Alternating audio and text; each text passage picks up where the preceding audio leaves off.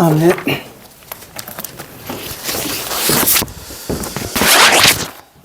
예, 감사합니다. 평상시 말씀하시는 거 하고 찬양할 때하고 많이 목소리가 다르시네요. 아, 은혜가 됐습니다. 오늘 피아노로 우리 찬양을 하니까 굉장히 은혜가 넘치죠. 그렇죠? 그러면서 생각하는 게, 우리가 사실 성경에서는 이제 하나님의 도구라고 얘기하고 있잖아요. 도구. 하나님의 도구인 우리하고 하나님과 동역을 해서 이제 일이 이루어지는 거잖아요. 그러니까 우리가 도구로 쓰여질 때 하나님께서 또 역사하시고 많은 이들에게 은혜를 끼치는 그런 걸 다시 한번 느끼는데, 어쨌든 감사합니다. 또 우리가 함께 기쁘게 또 즐거운 마음으로 이렇게 찬양할 수 있도록 드려주셔서 감사합니다. 오늘 골로새서 3장 12절로 17절까지 보도록 하겠습니다.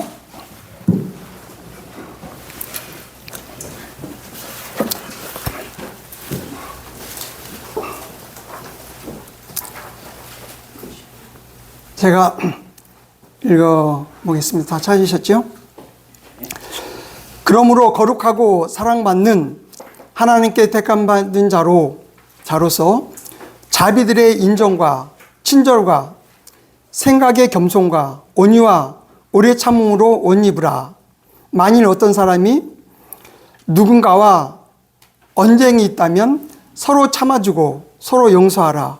곧 그리스도께서 너희를 용서하신 것 같이 너희 역시 그렇게 하라. 그리고 이 모든 것 위에 성도의 사랑을 입으라. 그것은 온전함의 띠니라. 그리고 하나님의 화평이 너희의 마음을 주관하게 하고 그 화평에 이르도록 너희 또한 한 몸 안에서 부르심을 받은 것이니라. 그리하여 너희가 감사하는 자가 되라. 그리스도의 말씀이 너희 안에 모든 은혜로 풍부하게 머물게 하라. 시들과 찬송가들과 영적인 노래들로 서로 가르치고 권고하며 너희의 마음속에 있는 은혜로 주께 노래하라. 그리고 너희가 말로나 행실로 하는 것은 무엇이든지 주 예수 그리스도의 이름 안에서 하되 그분으로 말미암아 하나님께 곧 아버지께 감사를 드리라. 예. 오늘 본문을 통해서 이제 경건한 삶이 무엇인지 하는 것에 대해서 함께 상고해 보도록 하겠습니다. 잠시 기도를 드리겠습니다. 살아계신 하나님 아버지, 하나님의 크신 사랑으로 예수 그리스도를 통해서 구원하셔서 우리를 하여금 하나님을 찬양하며 하나님의 은혜 가운데 또 지낼 수 있도록 선을 베풀어 주심을 감사드립니다. 오늘 골로새서 말씀을 통해서 하나님께서 우리에게 원하시는 그런 삶을 함께 생각하며 우리 마음속에 말씀을 새김으로 정말 풍성하고 승리하는 삶을 살고자 합니다. 진리의 성령님께서 깨닫게 하시고 진리 안으로 인도해 주시옵소서. 우리 주 예수 그리스도의 이름으로 기도합나이다. 아멘. 예, 이제 골로새서 1장부터 이제 3장까지 이제 왔죠. 좀 먼 길을 왔네요, 그죠? 네, 1장으로 시작해서 이제 로마서로 갔다가 다시 이제 골로새서로 왔는데, 말씀드렸듯이 골로새서는 그리스도론입니다. 그리스도론. 예수님이 어떤 분이신지. 저도 이제 이걸 공부하고 묵상하면서 정말 너무나 좋은 말씀이구나, 이 골로새서가.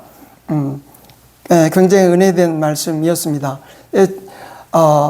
좀 어려운 부분도 많이 있긴 해요. 그렇지만 사도 바울이 그리스도를 이제 어떤 분이신지 이렇게 그 안에 함축된 언어로 이제 표현을 하려고 했던 것을 이제 볼 수 있습니다. 지금 이제 주의 만찬하고 그 전주에 우리가 이제 했던 부분을 복습을 하면, 예수님께서 십자가에서 죽으시고 이제 장사 지내시고 그다음에 부활하셔서 승천하시고 하나님 보좌 우편에 앉아 계시다. 그런데 이제 우리가 예수 그리스도를 신뢰하고 믿을 때 하나님께서는 우리를 예수 그리스도와 동일시해 주신다 그랬죠.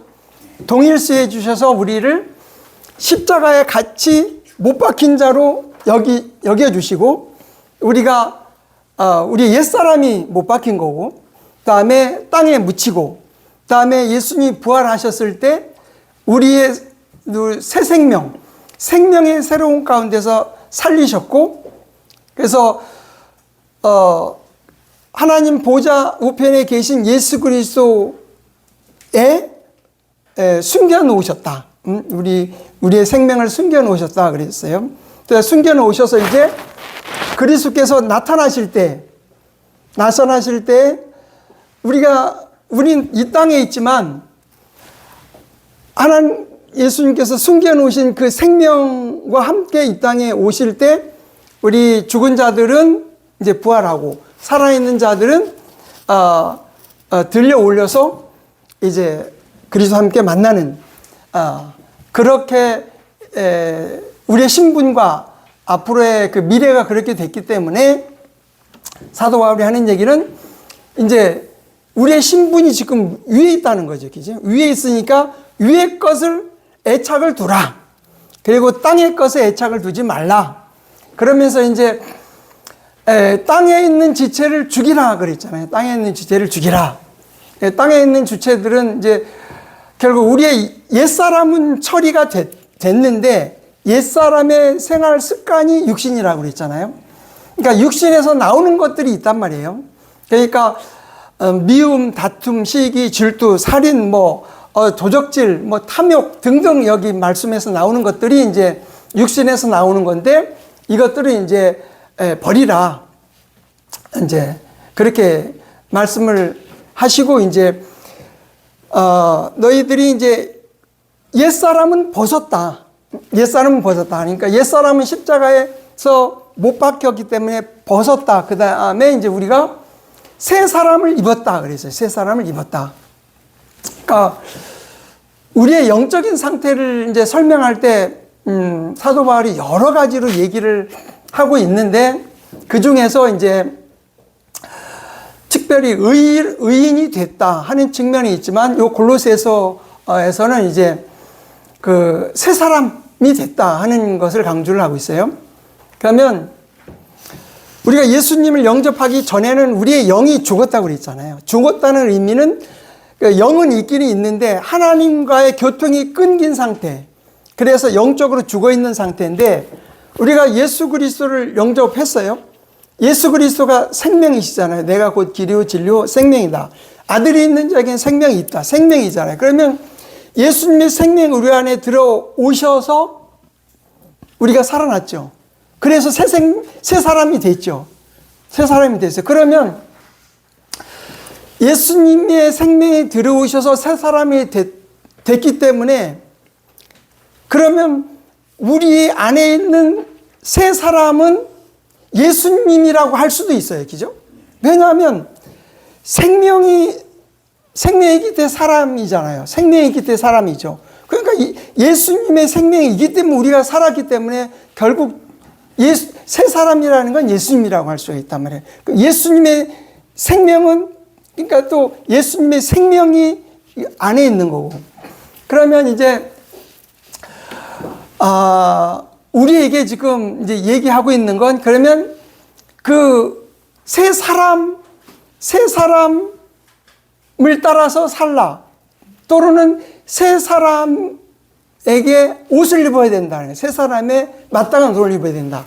이제 여러분 이제 봄이 되고 계절이 바뀌면 농에서 옷 정리를 많이 하시죠.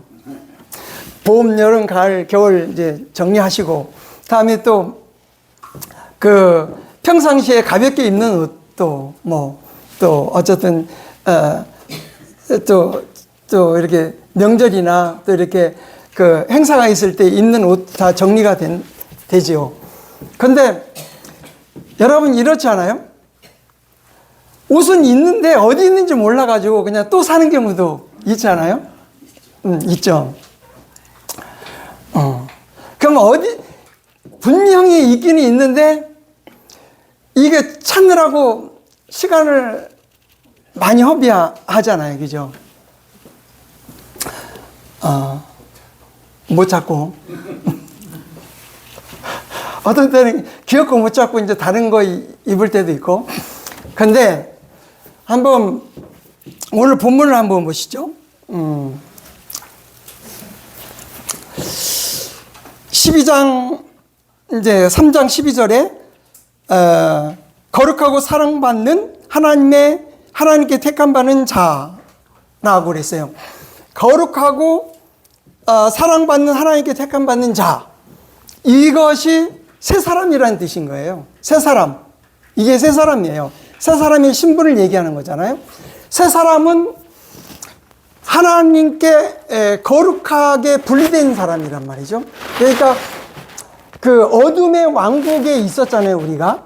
그래서 그분의 소중한 아들의 왕국으로 옮겨졌어요. 그래서 거룩하다 그러는 거예요. 구별을 되어 있기 때문에. 그래서 거룩한 자예요. 그 다음에 하나님의 사랑을 받은 자라는 말이죠. 그죠? 예수 그리스도를 통해서 우리의 죄값이 지불됐고 우리가 그 사랑에 반응을 해서 이제 사랑 받은 자가 됐단 말이죠. 그리고 여기에 또 선택받은 자라고 했어요. 선택받은 자. 선택이라는 것을 얘기할 때 이제 예정론을 많이 얘기를 한단 말이죠. 일반 교회에서.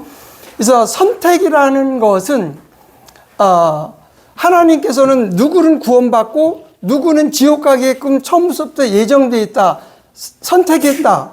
이것은 의로우신 하나님이 도저히 이해할 수가 없는 거잖아요. 그죠? 그렇게 할 수가 없죠. 그건 일부 교리를 그렇게 체계를 세웠을 뿐이지, 하나님은 모든 사람이 구원받기를 원하시는 것이지 미리부터 천국 지옥을 갈라놓을 수가 없다는 거죠.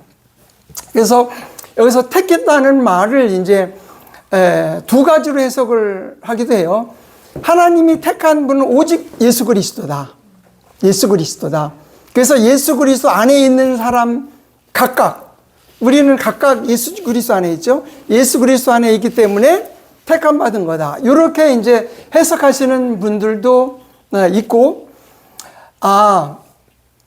선택이라고 하는 것은 예수 그리스도 안에 있다 보니 예전에부터 우리가 택한 존재가 됐구나.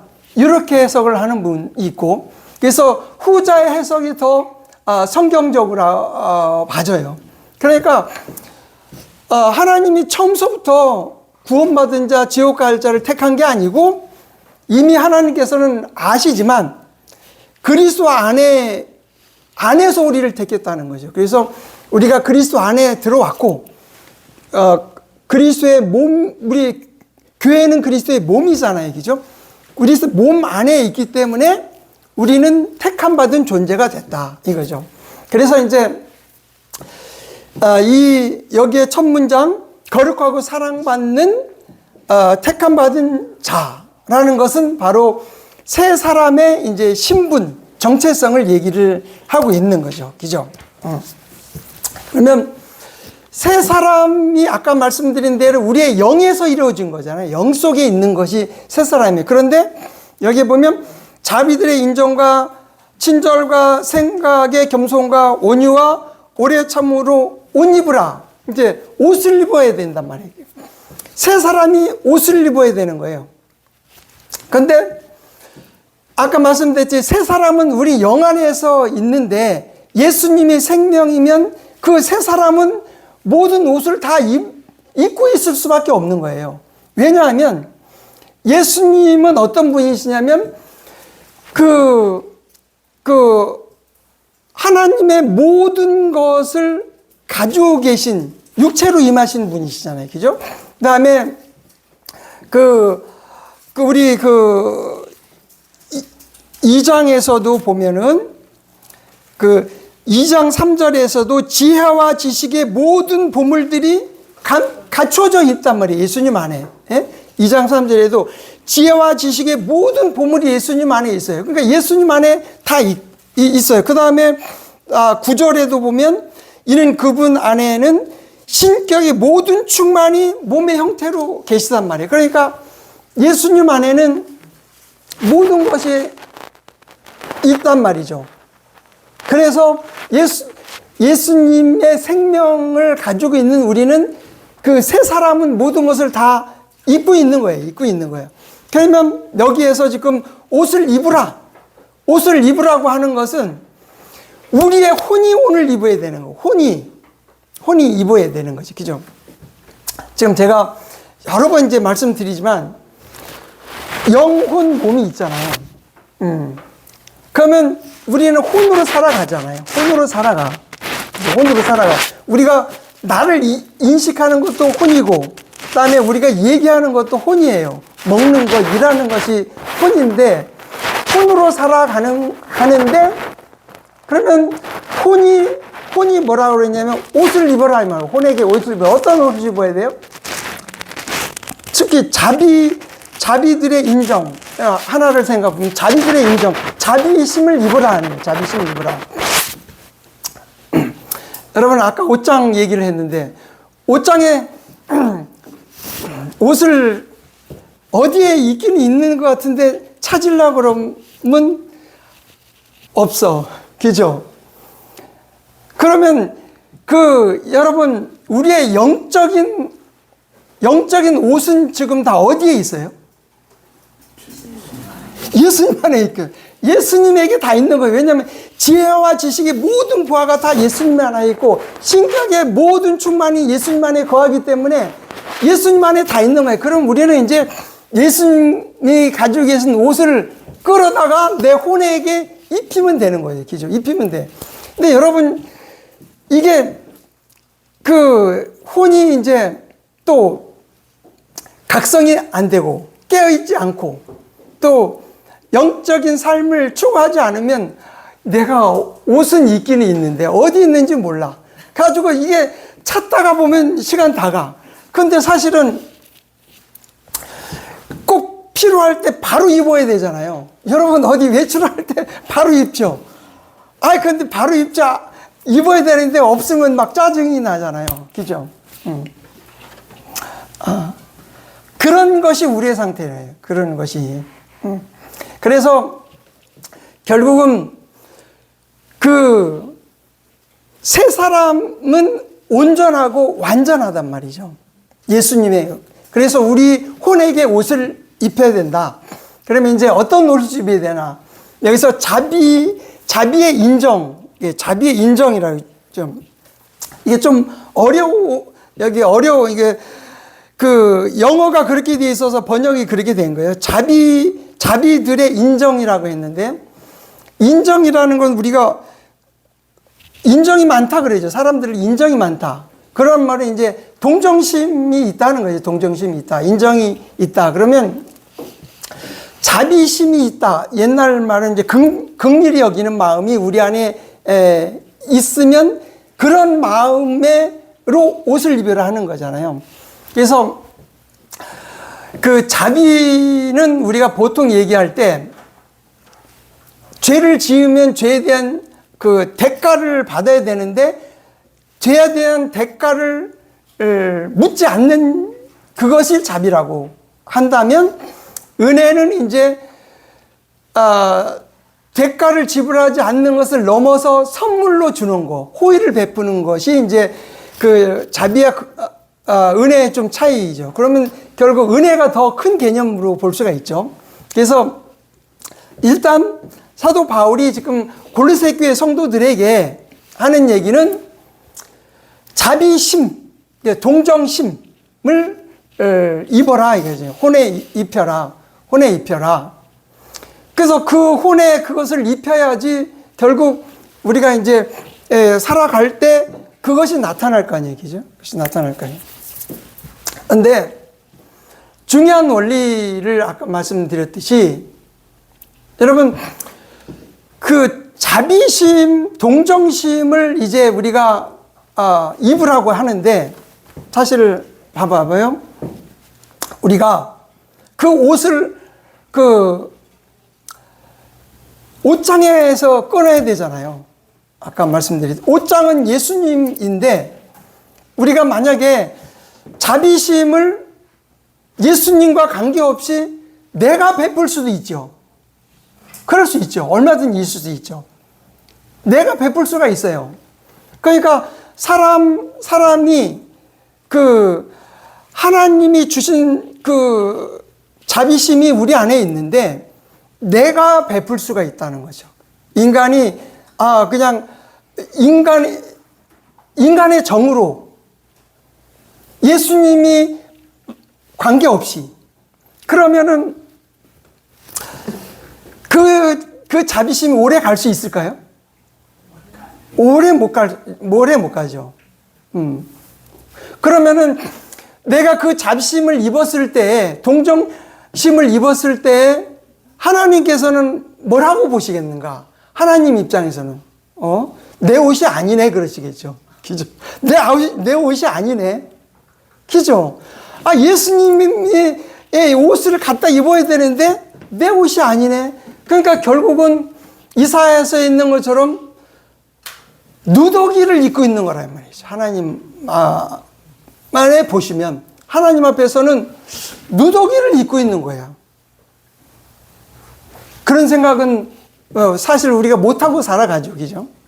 못하고 살아가는데, 정말 우리 내부를 보면 우리가 누더기를 입고 있을 수 있다는 거죠. 충분히 누더기를 입을 수 있어요. 그러면 이제 자비심. 자비심을, 그러면 내가 자비심을 베풀려고 할 때에는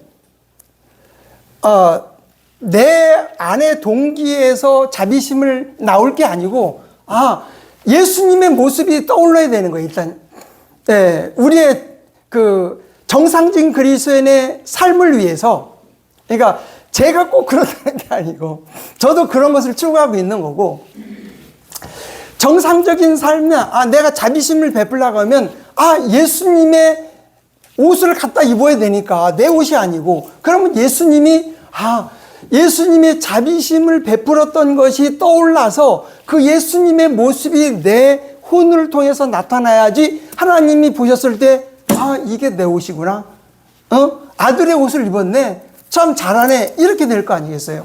그럼 예를 들어서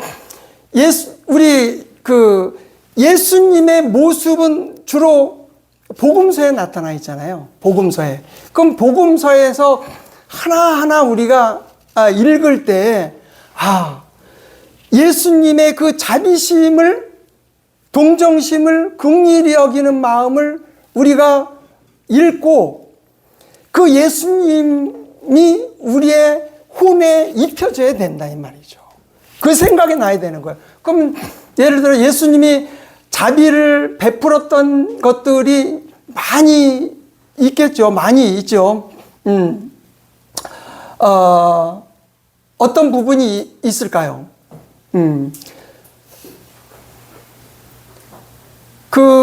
예를 들어서 가룟 유다를 한번 생각을 해보면, 가룟 유다는 지금 3년 반 동안 쫓아다녔는데, 불과 이제 지난부 6월 만찬을 할 때 바로 이제 나가서 스승을 배반하려고 그러잖아요.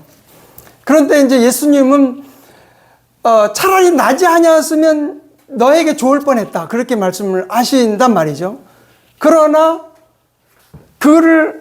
자기를 배반할 거예요. 몇 시간 후면 배반해가지고 자신을 십자가에 넘길 그 사람이란 말이에요. 그러면 우리 같았으면 어떻게 하겠어요?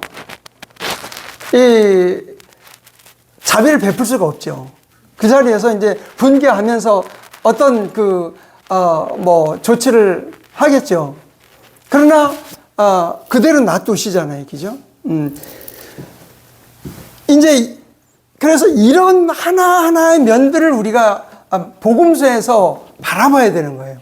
복음서에서 봐야 될 부분은 예수님이 어떤 분이시구나. 그러니까 예수님이 우리의 구원자라는 측면이 분명히 있잖아요.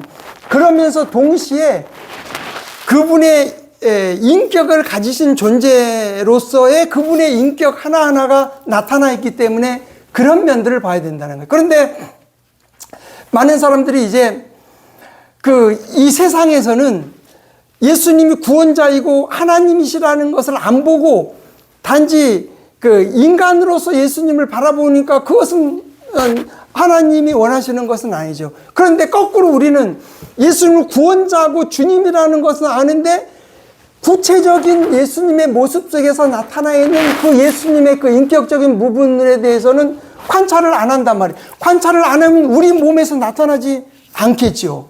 그죠? 우리가 무더기를 그냥 보이면서 하나님 앞에서는 내가 자비를 베풀었습니다, 내가 긍휼을 베풀었습니다, 내가 인정을 베풀었습니다 하고 한다고 치면은 무더기라는 거죠. 그래서 두렵고 떨림으로 너의 구원을 일하여 드러내라고 하는 말씀을 우리가 기억해야 되는 거예요. 그리고 금과 은과 보석으로 짓는 것은 하나님께서 인정하시는데 이런 나무나 그 다음에 풀이나 지푸라기나 그루터기나 이런 걸로 지은 것은 싹 불로 공력을 심판할 때 다 타버린다고 그랬잖아요. 그래서 겨우 그냥 예수님을 영접한 그것으로 인해서 겨우 천국에 가는, 그래서 부끄러운 구원이라고 사도 바울이 얘기하는 그런 모습이 우리에게 나타날 수도 있다. 그렇게 생각하면은 얼마나 두려워요, 그죠? 사실 우리가 이 땅에서 살아가는데 이 땅에서 구원받고 이 땅에서 살아가는 삶이라는 건 결국 뭐겠어요? 하나님 앞에서 회개보고 하는 것을 두고 지금 살아가는 거잖아요. 그죠? 그래서 물론 우리가 이 땅에 살면서 이제 하나님께 주신 것을 누리고 자녀들을 양육하고 자녀들의 후계인으로서 키워서 그들이 하나님 안에서 자라도록 하는 그런 면들이 우리에게 주어졌는데, 가장 신앙은 하나님과 우리가 1:1 관계이기 때문에 휴거의 그 상황, 그때 하나님 그리스도의 심판석에서 우리가 회개 보고를 하게 된단 말이에요. 그러면 우리가 기록이 될 건데, 하나님께서 기념책에 기록이 되어 있는 것을 가지고 심판을 받게 될 건데, 지난번 말씀드린 꽝꽝꽝, 그러면 이게 이 세상에서의 삶이 아무것도 아니다. 그렇게 되면은 허망한 삶을 산 거잖아요. 허망한 삶을 산 거다.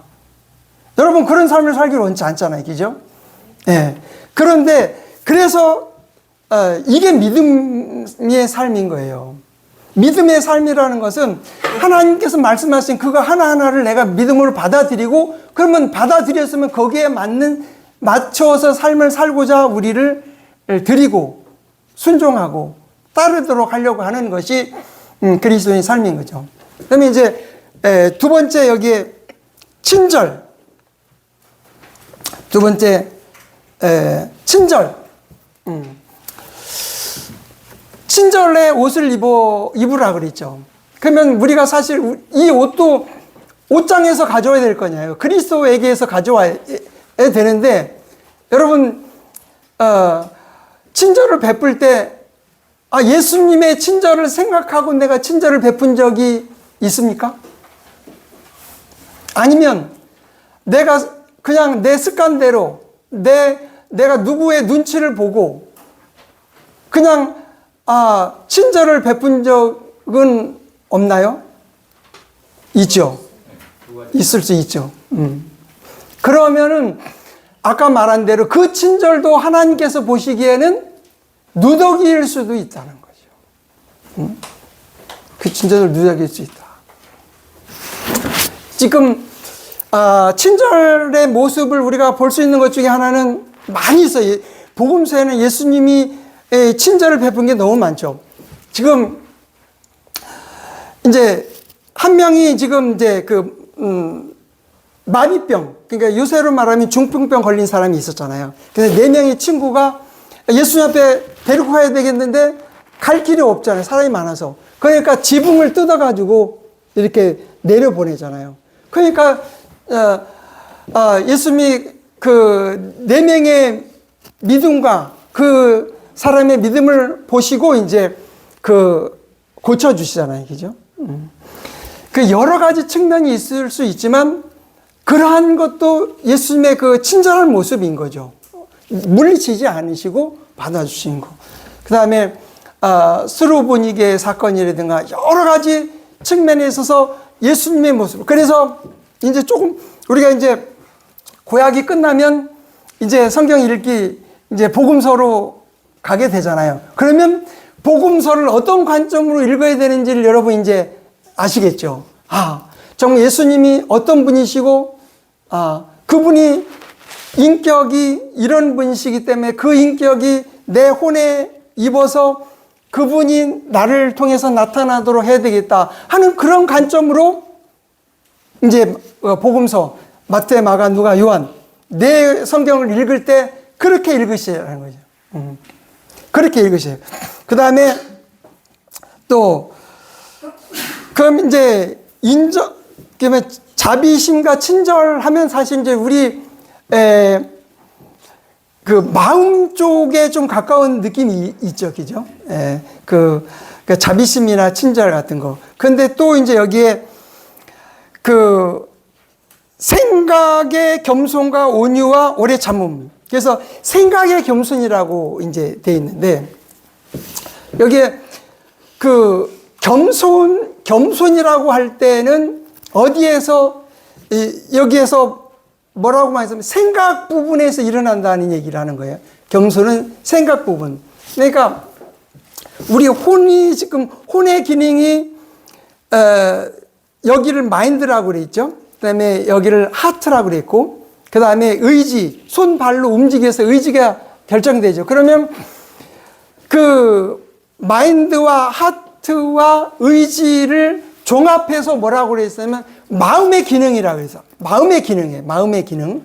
그래서 구약에서는 이 마음의 기능을 굉장히 중요하게 생각을 하고 마음의 생각이라고 얘기한다고 말씀드렸고, 그다음에 헬라 문화에서는 여기 이 머리 마인드 쪽을 강조한다고 그러지 먼저. 그런데 결국은 강조점이 다르지만 궁극적으로는 출발점은 여기 마인드예요. 마인드. 그래서 생각이 중요한 건 아니에요. 생각의 겸손. 생각의 겸손이다. 그래서 결국은 그러면 내가 예를 들어서 겸손한 모습을 보여 드리고 싶다. 그럴 때 그러면 예수님과 관계없이 예수님의 옷을 갖다 입어야 되는데 내 옷을 입을 수가 있다는 거죠.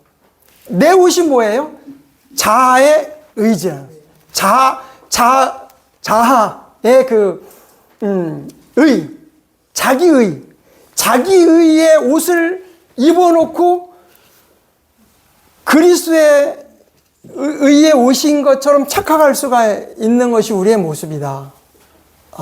여러분, 내 의를 입으면 되겠어요? 안 되겠죠.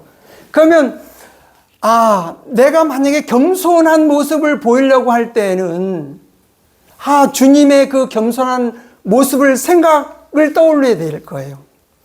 근데 사실은 이제 복음서에서도 많이 있지만 특히 이제 골로새서 2장에서는 그리스도의 그 겸손의 모습을 말씀하시죠. 그죠? 하나님의 영광을 버리고 이 땅에 오셨다. 그리고 이 땅에 하나님이시면은 결국은 왕궁에 오실 수도 있잖아요. 그런데 말구에 오셨다는 거예요. 그것이 바로 낮추신 거예요.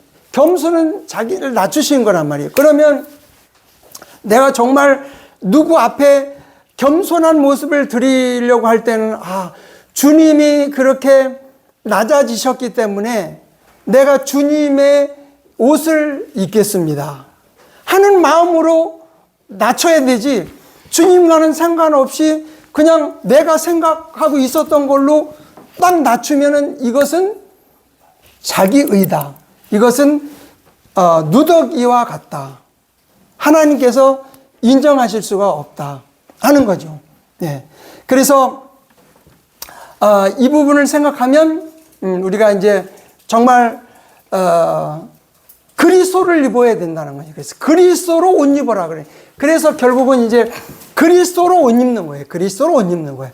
우리 안에 있는 영 안에 있는 새 사람, 그것을 끌어다가 혼에게 입혀야 된단 말이에요. 여러분, 어린아이들, 유치원, 아이들 몇 살 때, 특히 여자아이들 키우다 보면 인형에다가 옷을 막 입히죠.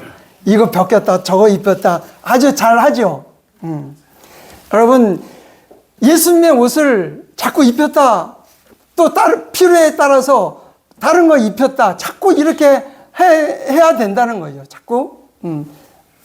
자비의 옷을 입고, 그 다음에 친절의 옷을 입히고, 겸손의 옷을 입히고, 그 다음에 온유의 옷을 입어라. 온유의 옷을 입어라. 아까쯤에 우리 엄승수 의장님 자녀들한테 가서 자녀들이 온유로 가르쳤으면 좋겠다고 얘기를 하셨다고 그러는데 아주 좋은 말을 해준 거예요. 부모가. 저도 돌아보면 사실 온유하게는 못했던 것 같아. 아이들을 이제 정말 하나님의 뜻 가운데 기르고자 하는 그런 마음은 있었는데 그냥 내 마음, 육신이 그냥 먼저 앞서가지고 그랬는데 이제 그럼 온유가 뭔지, 온유가 뭐냐면 결국은 야생마 있죠. 길들여진 야생마를 온유라고 그럽니다. 여러분, 야생마는 막, 저 혼자 다니잖아요. 혼자 다녀요. 근데 힘은 세. 그런데 사람에게 유용성이 전혀 없어요. 그죠? 내가 타고 어디 목적지를 가야지 되는데 이게 저 혼자 날뛰니까 이게 유용성이 없어. 그런데 그 야생마가 길들여졌을 때에는 타면은 그 원하는 대로 간다면 그 막강한 힘이 조절돼서 원하는 대로 간다면은 이보다 더 큰 게 어디 계세요? 특히 전쟁에서. 그렇죠? 그러니까 길들여져 있는 거지. 그러니까 통제된 힘이 온유라는 거예요. 통제된 힘이 온유예요. 그러면 내가 만약에 그 마태복음에서도 예수님이 온유한 자는 복이 있나니 땅이 차지한다 이런 말씀이 있죠. 이제 7부, 8북에서. 그러니까 온유를 굉장히 많이 강조하고 있어요. 온유. 왜냐면 내가 만약에 온유한 모습을 보이고 싶다면 예수님이 먼저 떠올라야 되는 거예요. 예수님의 옷이. 그러면 예수님의 온유한 모습이 어디에 있습니까? 한번 대표적으로 지금 겟세마네 동산에서 예수님 이제 기도하시죠. 그리고 이제 가룟 유다가 병사들을 데리고 이제 예수님 잡으러 와요. 그러면 제자 베드로는 지금 그냥 칼로 그냥 길을 베버리죠. 그러나 예수님은 그 칼을 가린 자는 칼로 망한다고 하시면서 그 길을 이제 치유해 주시는 거죠. 사실 예수님 뭐라고 하시냐면 내가 만약에 이 군대를 물리치려고 치면은 천사를 오게 해서 이를 제거할 수 없을 거로 생각하느냐. 그렇죠? 그렇지만은 힘을 통제하시는 거죠. 절제하시는 거란 말이죠. 또 본도 빌라도 앞에서 정당한 재판을 받지 않으신 거잖아요. 정당한 재판을 받아야 되는데 그냥 모함에 의해서 그 다음에 3일 만에 성전을 짓는다고 자라고 하는 그 사람을 이렇게 돈을 매수해 가지고 그 자리에서 모함을 하게 하잖아요.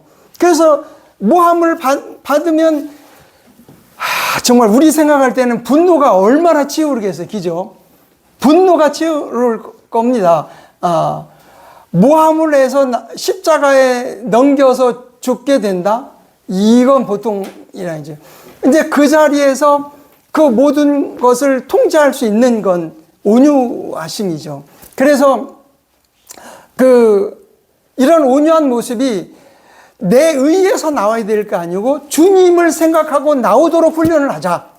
이게 지금까지 우리가 그런 모습을 했었던 것을 이제 후회하거나 잘못했다고 강조하려고 하는 게 아니고 지금부터 이제는 우리의 혼의 옷을 예수님의 옷으로 갈아입히자는 거예요. 내 의에서 입지 말고 내 의에서 입으면은 냄새나고 추하고 더러워요. 조금 있으면 금방 드러나요. 그 옷이 금방 드러나. 예수님의 옷이 아니라는 게 금방 드러납니다. 그래서 우리의 혼에게 옷을 입어야 되는데 혼의 옷은 예수님의 옷을 갖다 입어야 된다.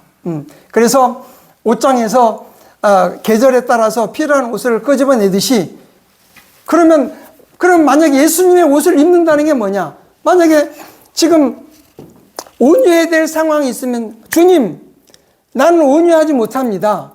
주님의 옷이 온유하심으로 온유한 마음을 가지게 하옵소서.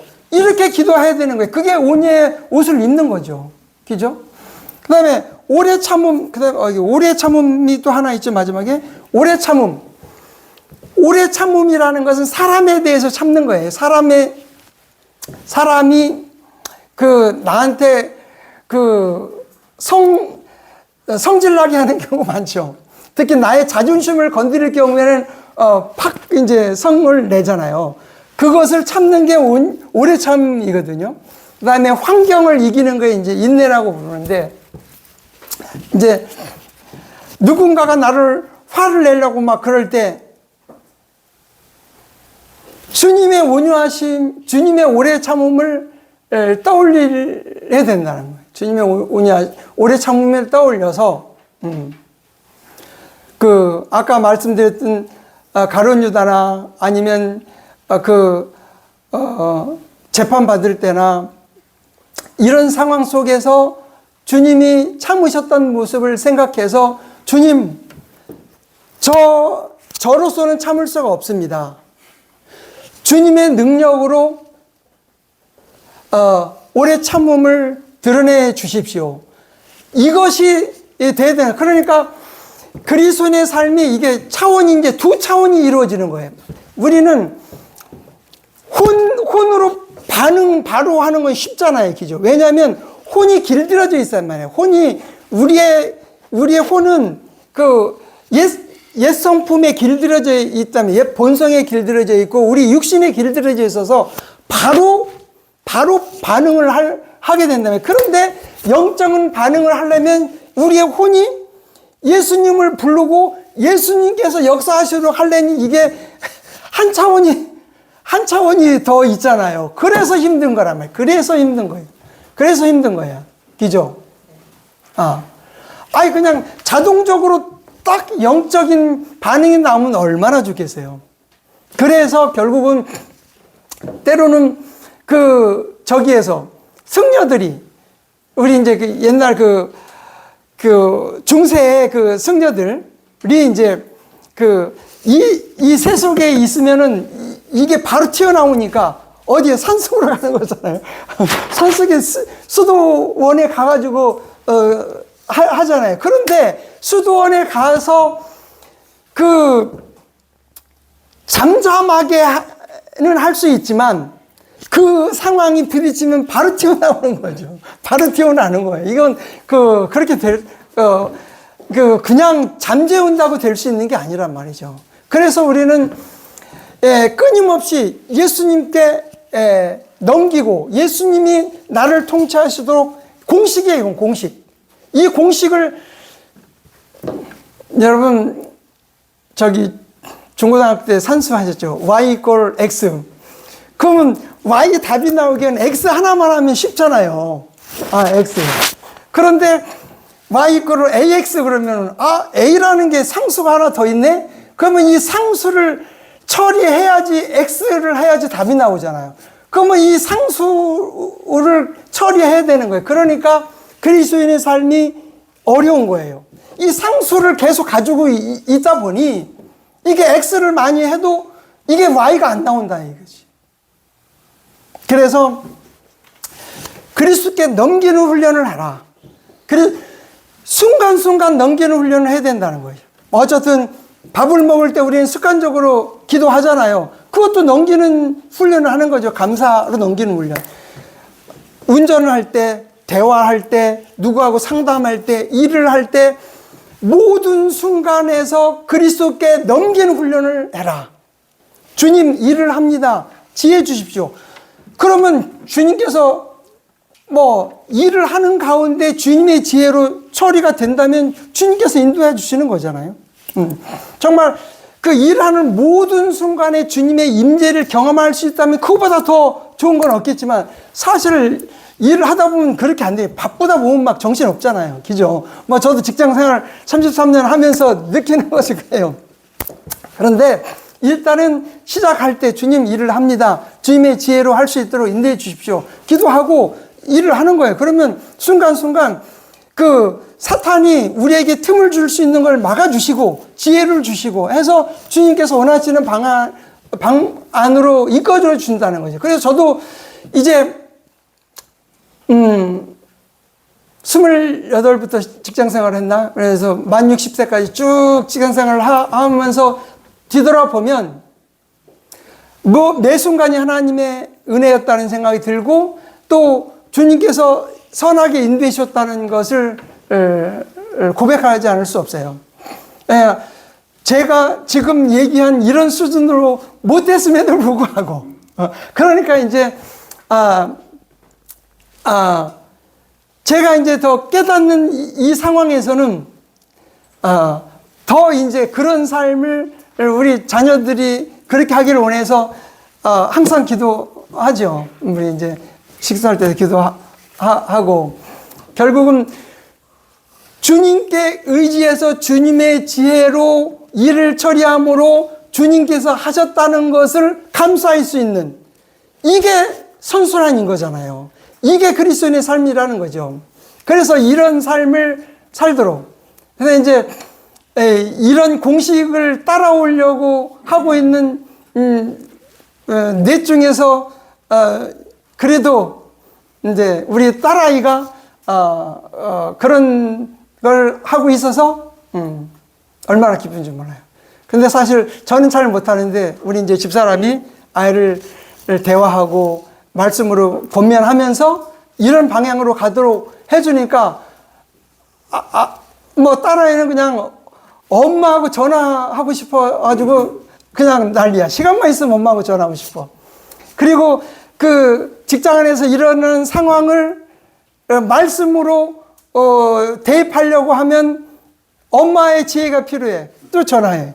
그러면 또 그것을 간증하고. 그래서 제가 그렇게 못 살았던 것들을 이제 그래도 그나마 딸이 지금 이제 하고 있는 것이 너무 감격스러운데, 여러분 이제 따님 키우고 계시죠? 키우고 계시니까 그 딸들을 그리스도 안에서 그렇게 키우셔라. 그 다음에 이미 이제 자녀들을 다 키웠으면 이제 할 일이 없네 생각하지 마시고, 손자들도 있잖아요. 손자들을 이제 할아버지 할머니 좀 잘 따르잖아요.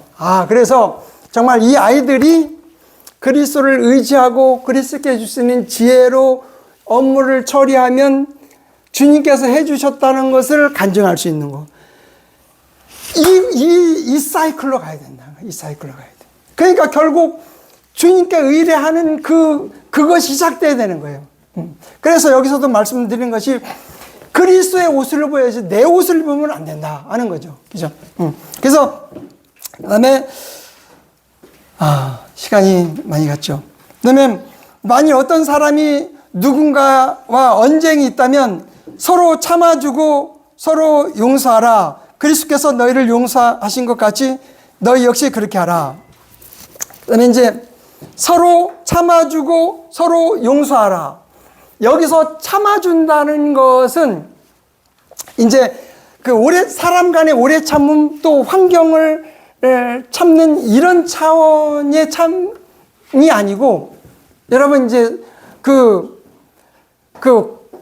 여러분의 관용이라는 말이 있잖아요.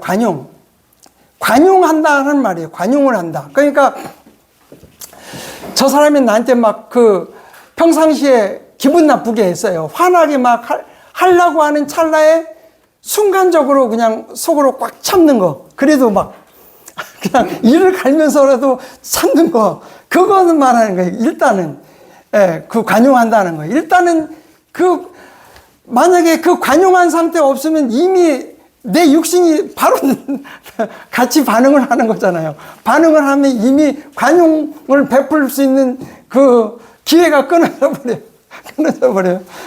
그런데 이제 그 순간을 일단 참아주고, 그 다음에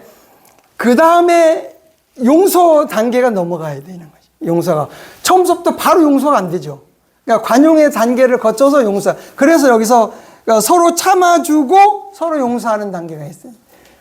그러니까 일단은, 그래서 예전에 누구 그러죠. 누가 화날 때 하나 둘 셋 넷 다섯 여섯 열을 쉬으라고 그러잖아요. 그죠?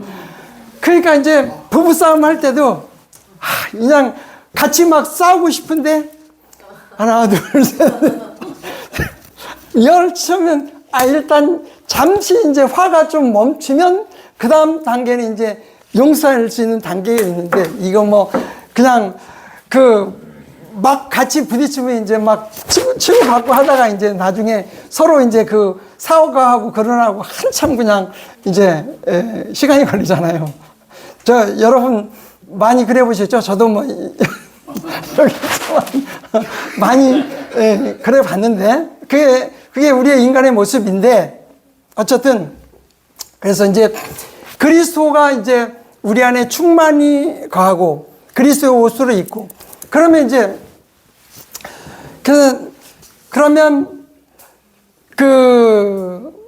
한번 지금 그럼 우리가 새 사람이 이제 그 혼의 옷을 입혀야 되잖아요. 그지? 입혀야 되면 1차적으로 혼이 새 옷을 꺼내야 되는 거잖아요. 그럼 그 의미로 보자면은 혼이 먼저 그리스도께 드리고 그리스도께 의지하는 과정이 필요하다는 거예요.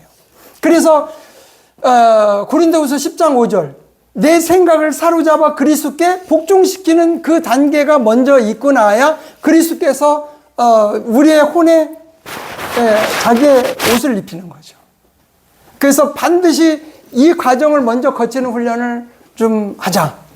우리의 혼을 굴복시키는 그리스도께 굴복시키는 훈련을 하자. 끊임없이.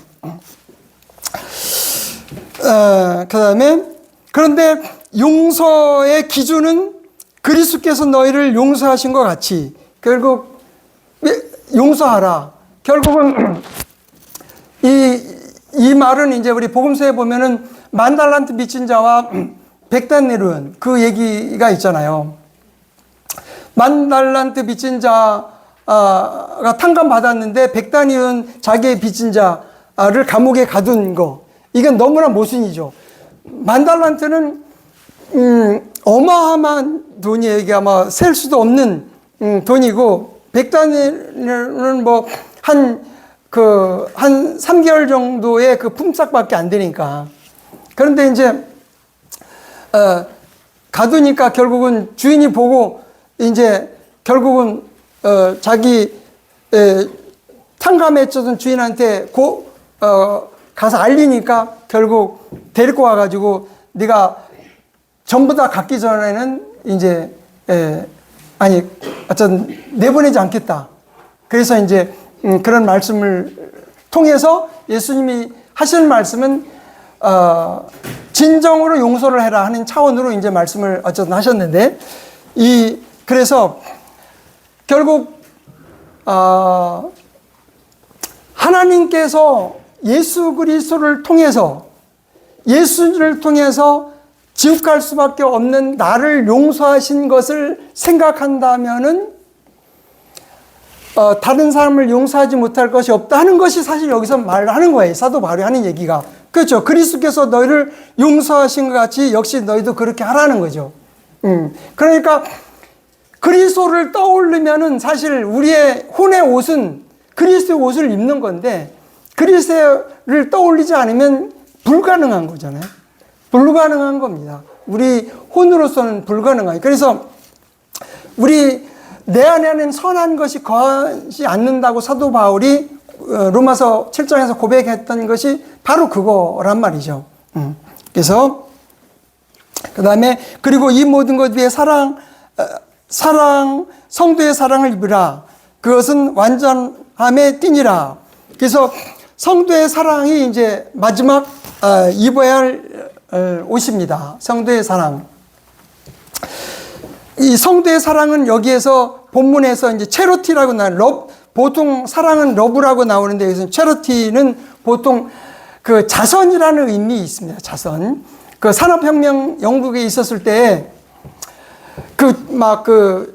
중산층들이 이제 부자가 되는데 소외된 사람들이 막 가난하게 되니까 중산층 부인들이 이제 돈을 모아가지고 이제 자선을 베푸는 거예요, 이게. 그랬던 것. 그래서 자선을 베푸는 것이 이제 이 체러티거든요, 영어. 근데 이게 성경에서 이제 이 번역한 분이, 체러티라는 말을 전부 다 보니까, 성도 간에 이루어지는 그런 사랑이더라. 그래서 성도의 사랑이라고 번역을 했다고 이제 저자가 얘기를 하시는 거예요. 그래서 결국 성도의 사랑은 어쨌든 베풀어주는 거, 이런 그런 차원의 옷인데, 여러분 이제 마지막 옷이잖아요. 여러분 이제 실제로 예배당에 올 때 이제 목욕제기 하시고 내복을 입고 와이셔츠 입고 그다음에 겨울 같으면 이제 조끼도 입고 양복 입고 그다음에 맨 겉에 뭘 바람막이로 이제 외투를 딱 입잖아요. 그러면 외투를 입으면은 바람을 막아주면은 그 옷들의 기능을 제대로 하죠. 그러니까 그 사랑이 바로 그거라는 거예요. 맨 밖에 입은 그 외투와 같은 역할을 해서 이제 외부로부터 공격을 바람을 눈을 막아주는 역할을 딱 하는 그것이 이제 사랑이다 하는 거죠. 그래서 이제 우리가 입어야 할 옷이 뭐예요? 이제 자비심, 친절, 또 머릿속에는 겸손, 온유, 오래 참음, 그 다음에 관용하고, 그 다음에 용서하고, 그 다음에 사랑하는 거. 이런 것들이 이제 우리가 입어야 할 옷인데, 이 옷은 그리스도가 가지고 계시니까 그리스도에게 가지고 와서 입어라 하는 말을 드린 거예요. 그렇죠?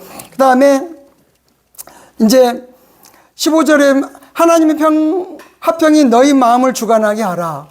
결국은 이제 이런 옷을 입었어요. 우리가 혼이 이렇게 입었는데, 그러면 입었지만 그 혼의 중심이 마음이잖아요. 혼의 중심이 마음인데, 이 마음은 평화가 있어야 된다. 평화, 화평, 그리스도의 하나님의 화평, 그리스도의 화평이 그 마음에 있어야 된다는 거죠. 결국은 중요한 것이라는 거예요. 여러분 화나고 미워하고 막 다투려고 할 때는 나를 자신 돌아보면 그때는 화평이 없는 거죠. 화평이 깨진 상태잖아요. 그죠? 화평이 깨진 상태라는 걸 여러분 우리 자신이 알 수가 있어요. 화평이 깨진 상태. 그러니까 화평이 깨진 상태에서는 아무것도 안 되는 거예요. 화평이 깨진 상태에서는 예를 들어서 내가 사랑을 베풀려고 해도 사랑이 안 나오죠. 마음의 화평이 깨졌는데 어떻게 나와요? 화평이 깨지면 이미 육신이 튀어나올 수밖에 없죠. 그러니까 이 화평이라는 건 통치 원리라는 거예요. 통치 원리야. 그래서 그러면 이 화평이 어떻게 이루어지냐면 결국은 하나님과 우리 사이는 원수가 돼 있잖아요. 원수 관계에서 화평이 없었잖아요. 그런데 그리스도의 희생으로 하나님과 우리 사이의 원수 관계를 청산해 주셔서 하나님과 우리 사이가 화평하게 됐죠. 그래서 이제 그것이 하나님, 그 다음에 여기서는 하나님의 화평. 그래서 이제 하나님이 주시는 화평이라는 거죠. 이제 여기서는 그 하나님 주시는 화평. 그리스도께서 주시는 화평. 그리스도께서 주시는 화평이 우리 마음을 통치해야 된다. 그래서 우리 어떤 따르기도 어떤 상황에서도 마음의 평형을 잃지 말라 하는 얘기를 해줬던 기억이 있는데, 기억이 될 때마다. 우리 딸도 보통 얘기가 아니거든요. 막 화내고 막 그냥 할 때는. 그래서 평형을 잃지 말라, 균형을 잃지 말라 하는 얘기를 해주는데, 어쨌든, 이 하나님의 평강이 주관을 해야 된다는 거. 하나님의 평강이 주관하면 감사가 나온다. 그래서 빌립보서 4장 6, 7절. 여러분 이 말씀을 반드시 외워야 되는 거예요. 아무것도 염려하지 말고 오직 모든 일에 기도와 간구로 너희 구할 것을 감사하는 하나님께 아뢰라. 그리하면 모든 지각에 뛰어난 하나님의 평강이 그리스도 예수 안에서 너희 마음과 생각을 지키시리라. 결국 우리 마음에 평강이 있어야 되는 거죠. 아무것도 염려하지 말고 그러면 염려한 상태에서는 지금 세상 염려, 사람으로 일어난 화나는 거, 이런 거 있잖아요. 이런 것이 어떻게 평강으로 바꿔야 되느냐? 하나님께 아뢰는 방법밖에 없는 거죠. 그죠? 그래서, 그 다음에, 그러면, 이제 감사가 나온다 하는 거죠. 그 다음에, 그리스도의 말씀이 너희 안에서 모든 지혜로 풍부하게 머물게 하라. 결국 두 번째 마음에 차지해야 되는 것은 하나님의 말씀. 첫 번째는 그리스도의 평강, 하나님의 평강. 두 번째는 하나님의 말씀이라는 거죠. 그래서 모든 지혜로 풍부하게 채워라. 여러분, 구약시대에는 하나님의 말씀을 채우는 방법이 어떻게 있어요? 이마에다가 뭐 쓰고 손목에다 해가지고 말씀을 기억하라고 그랬잖아요. 요새는 지금 하나님의 말씀을 기억할 수 있는 방법이 여럿이 있죠. 지금 뭐 요새 뭐 이렇게 좋은 책이 있잖아요. 이렇게 다 기록돼가지고. 그 당시에 이런 것도 없었는데, 그 다음에 인터넷도 있고 책도 있고 수없이 우리의 보조 자료가 있다면, 하나님의 말씀을 기억할 수 있는 보조 자료. 그래서 그것으로 채워라. 모든 지혜로 채워라. 모든 지혜를 활용해서 할 수 있는 모든 수단을 다해서 하나님의 말씀을 우리 안에 풍부하게 채워라. 여러분, 뷔페, 결혼식장 같은 데 가면 뷔페 막 많이 채우죠. 육신을 위해서 그렇게 채우듯이 여러분의 말씀을 조금 마음에 풍부하게 좀 채우라는 거예요. 지금 여기서 풍부하게 채워야지 풍부한 게 나오죠. 그죠? 다음에 마지막, 그 다음에 그래서 말씀의 기능은 두 가지가 있어요. 여기 16절에 보면 말씀의 시와 찬송가들과 영적인 노래들로 서로 노래로 서로 가르치고 권면하고. 그래서 그 말씀의 기능은 두 가지는 가르치는 거하고 권고하는 거. 말씀의 기능은 가르치고 권고하는 거. 여러분, 마음에 말씀이 있어야지 사람들을 가르치고 여러분을 권면하죠. 말씀 없이 사람의 권면으로 가르치면 그것은 내 의가 될 수 있고 하나님 보시기에 누더기에 불과할 수가 있다는 거. 그러니까 말씀이 있는 것을 권면하고 말씀에 있는 것으로 서로 가르치는 것이 원칙이다 하는 거예요. 그 다음에 두 번째, 너희의 마음속에 있는 은혜로 주께 노래하라. 그러니까 말씀이 있을 때 그 말씀에 맞는 찬송이 나온다는 거예요. 여기 뭐 거룩한 주님께 또 뭐 이렇게 많이 찬양을 했는데, 찬송이 대부분 성경의 그 말씀의 근거에서 나왔잖아요. 그러면 찬송을 부를 때, 이 가사를 생각하면서 곡조하고 어울릴 때 우리가 감동하고 눈물이 나잖아요. 그냥 뭐 입으로만 불러가지고는 감동이 없다. 그래서 결국 그 말씀이 마음속에 있을 때, 이 말씀이 성경 가사하고 매치가 될 때 그 안에서 그리스도의 십자가를 생각하고 그리스도의 고난을 생각할 때 눈물이 나면서 또 거기에 맞는 곡조가 우리 안에서 흘러나올 때 감동이 있잖아요. 그죠? 그래서 이게 말씀이 있어야지 가르치는 거하고 권면이 있고 진정한 찬양을 드릴 수가 있다 하는 거죠. 진정한 찬양이 있다. 그 다음에 마지막으로요. 그 다음에 너희가 말로나 행실로나 행실로 하는 것은 무엇이든지 모두 주 예수님의 이름으로 하라. 그런 거죠. 왜냐면 그러니까 말을 하든지 행실로 하든지 예수님의 이름으로 하라는 건데, 여러분 이 부분도 굉장히 중요한 부분이죠. 여러분 만약에 위에서 나타난 그런 옷을 입는 것도 마찬가지지만 누구한테 어떤 도움을 주려고 그런다. 그럴 때 줄 수 있잖아요. 그러면 이것이 그 사람은 고마워 그렇게 할 수가 있잖아요. 우리의 고마워. 그러면 우리의 대답은 무엇이 돼야 되냐면, 이것은 주님이 주신 거야 하고 대답해야지 그리스도의 이름으로 하는 거죠. 그런데 사실 왜 그래요? 그 재물을 얻을 능력을 우리에게 주신 것이 하나님이시란 말이에요. 우리는 그렇게 믿고 있는 거예요. 그렇기 때문에 이 도움을 준 것도 내가 하나님이 재물 얻을 능력을 주셨기 때문에 그것으로 벌은 것 중에서 조금이라만 준 거기 때문에 이걸 줄 때 주님이 주신 거야. 주님께서 너에게 은혜를 더 베푸시길 원해. 이렇게 할 때 주님이 영광 받으시고 주님의 이름으로 하는 건데, 이건 내 이름으로 하면 오케이, 좋은 일을 했어. 그러나 하나님께서 그래 너 좋은 일을 했구나. 그러나 하나님께서 기록할 것은 없다는 거죠.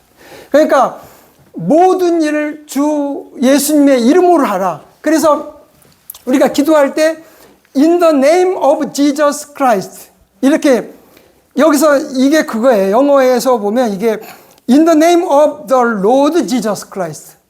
그래서 우리가 주 예수 그리스도의 이름으로 기도합니다. 아멘. 바로 그 예수님의 이름으로 기도한다는 게 바로 그런 뜻이에요. 예수님의 이름에 능력이 있고 예수님의 이름에 권능이 있고 예수님의 이름에 영예가 있기 때문에 우리는 예수님의 이름으로 해야 된다는 거죠. 그래서 내 이름으로 하지 말라. 그것은 선한 일을 한 것이지만 하나님께는 기록될 게 하나도 없다 하는 거예요. 그래서 그러므로 그렇게 하면 결국은 하나님께 감사하게 된다 하는 거죠. 그래서 오늘 긴 시간이었는데요. 결론적으로는 새 생명은 예수님이고 새 사람은 예수님이면 우리의 혼에는 예수님이 입으신 것을 갖다 입혀야 된다. 우리는 예수님에 있는 것을 끌어다가 혼에게 입혀야 된다 하지 내가 가지고 있는 것으로 입지 말자. 이것은 하나님께서 보시기에 합당한 게 아니다 하는 겁니다. 그리고 모든 일을 예수님의 이름으로 하고 예수님이 그 말씀이 우리 안에 거하고 예수님의 평강, 하나님의 평강이 우리 안을 다스리게 함으로 그것이 결국 경건한 삶이라는 거죠. 이게 경건한 삶이라는 거예요. 근데 이제 오후에는 이제 유에스비 목사님 걸 다룰 텐데 관점이 조금 달라요. 오늘은 이제 무엇이 경건한 삶인가 하는 것을 쭉 본 건데 이것은 이제 오후에는 조금 관점은 좀 다른데 한번 오후에 약간 이제 차원이 조금 더 어려운 점이 있는데 오후에 한번 보도록 하겠습니다. 그러면